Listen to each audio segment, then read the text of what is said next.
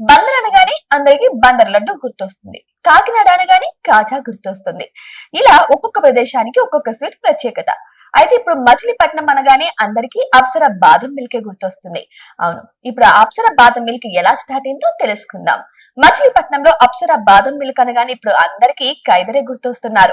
ఆయనకు మొదట పెద్ద పెద్ద కళలు, వ్యాపార సామ్రాజ్యాలు అయితే లేవు.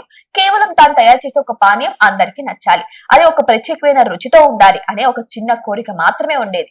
ఇక ఎన్నో ప్రయోగాలు, ఎన్నో రాత్రులు నిద్రలేక శ్రమతో ఆయన తనదైన శైలితో ఒక రహస్యమైన రెసిపీని సృష్టించుకున్నారు.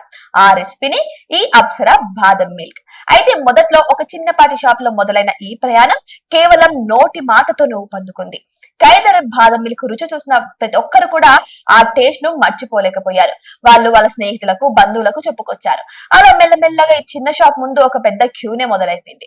ఇక కైదర్ అయితే నాణ్యత విషయంలో గాని ఏ మాత్రం రాజీ పడలేదు. పాలు స్వచ్ఛమైనవి, బాదం పప్పులు అత్యుత్తమమైనవి. ప్రతి గ్లాస్ లోనూ అదే రుచి, అదే నాణ్యత ఉండేలా స్వయంగా దగ్గరుండి ఆయన చూసుకుంటారనమాట. అందుకే ప్రజలు ఈ రుచికి బానిసలయ్యారు.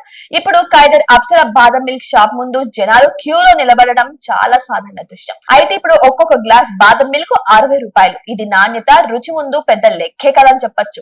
ఇక నమ్మడానికి కాస్త ఆశ్చర్యంగా ఉన్నా సరే, రోజుకు దాదాపు 1000 గ్లాసుల బాదం మిల్క్ ఇక్కడ అమ్ముడవుతుందంట. అంటే ప్రతి నెల లక్షల్లో వ్యాపారం జరుగుతుందంట అక్కడ.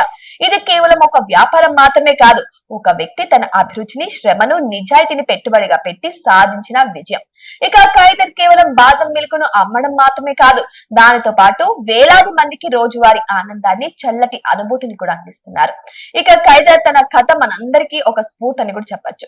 ఇక పెద్ద పెద్ద పెట్టుబడులు లేకపోయినా సరే, ఒక చిన్న ఆలోచన, దానికి తగ్గ నిబద్ధత, శ్రమ ఉంటే ఎవరికైనా సరే విజయం దానందుకు అదే వస్తుంది.